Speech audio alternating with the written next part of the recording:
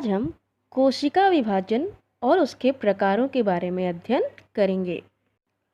कोशिका विभाजन यह कोशिका के और सजीवों के अनेक गुणधर्मों में से एक बहुत महत्वपूर्ण गुणधर्म है। इसी गुणधर्म के कारण एक सजीव से दूसरे नए सजीव का निर्माण होता है। बहुकोशिकीय सजीवों के शरीर की वृद्धि हो सकती है। शरीर में होने वाले क्षति को पूरा किया जा सकता है। कोशिका विभाजन के मुख्य रूप से दो प्रकार हैं, समसूत्री विभाजन और अर्धगुणसूत्री विभाजन। समसूत्री विभाजन शरीर के कायिक कोशिका और मूल कोशिकाएं करती हैं और अर्धगुणसूत्री विभाजन यह जनन कोशिका में होता है। प्रत्येक दृश्य केंद्र की कोशिका में एक केंद्रक होता है। इसके अलावा अन्य कोशिका अंगक भी होते हैं।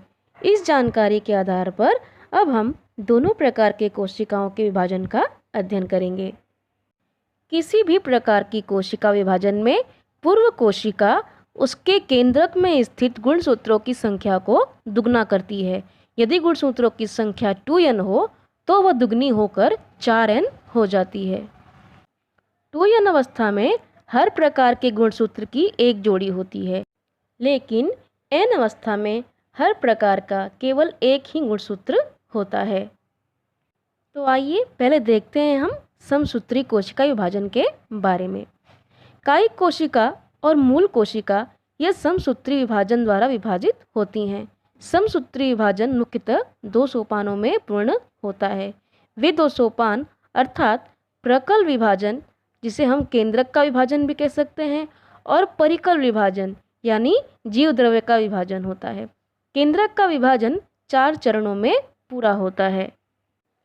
समसूत्री विभाजन का पहला चरण है पूर्वावस्था, जिसे कि हम प्रोफेज कहते हैं।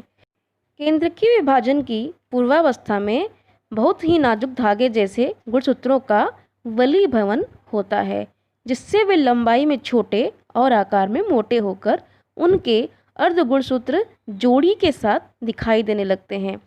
तारक केंद्र द्विगुणित हो जाता है और प्रत्येक तारक केंद्र कोशिका के विपरीत सिरों पर चले जाते हैं। केंद्रकावरण यानी केंद्रक का आवरण और केंद्र की दोनों ही लुप्त होने लगते हैं। दूसरा चरण है मध्यावस्था अर्थात मेटाफेज। मध्यावस्था में केंद्रकावरण पूरी तरह से नष्ट हो जाता है।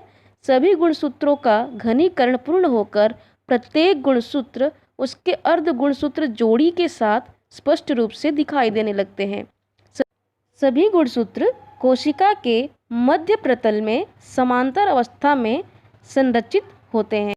दोनों तारक केंद्रक और प्रत्येक गुणसूत्र के गुणसूत्र बिंदु अर्थात सेंट्रोमियर के बीच विशेष प्रकार के लचीले प्रथिनों के धागे, जिसे कि तुर्क तंतु कहते हैं, इस तुर्क तंतु का निर्माण होता है। अगला सोपान है पश्चावस्था अर्थात एनाफेज। पश्चावस्था में उन धागों की सहायता से गुणसूत्र बिंदु का विभाजन होकर प्रत्येक गुणसूत्र की अर्धगुणसूत्र जोड़ी अलग होकर विपरीत दिशा में खींची जाती है। अलग हुए अर्धगुणसूत्रों को संतति गुणसूत्र यानी डॉटर क्रोमोसोम कहते हैं। इस प्रकार गुणसूत्रों के दो समूह कोशिका के दोनों सिरों पर पहुंचाए जाते हैं। अगला चरण है अंत्यावस्था टीलोफेज।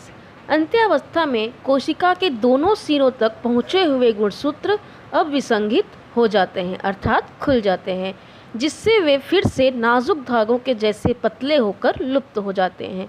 दोनों सिरों तक पहुँचे हुए गुणसूत्रों के समूहों के चारों ओर केंद्रक का आवरण निर्माण होना शुरू हो जाता है। इस प्रकार अब एक कोशिका में 2 संतति केंद्रक निर्मित होते हैं। संतति केंद्रक में केंद्रिकाएं भी दिखाई देने लगती हैं। तर्क तंतु पूर्ण रूप से नष्ट हो जाते हैं।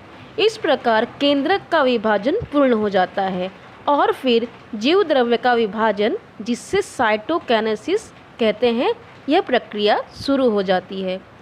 जीव द्रव्य विभाजन में कोशिका द्रव का विभाजन होकर 2 नई कोशिकाएं बनती हैं, जिन्हें संतति कोशिकाएं यानी डॉटर सेल कहते हैं।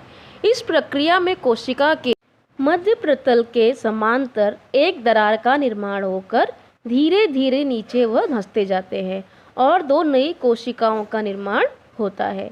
वनस्पति कोशिका में इस प्रकार की दरार का निर्माण न होकर कोशिका द्रव के बीचों बीच एक कोशिका पटल, जिसे सेल प्लेट कहते हैं, इसका निर्माण होकर जीव द्रव्य का विभाजन होता है।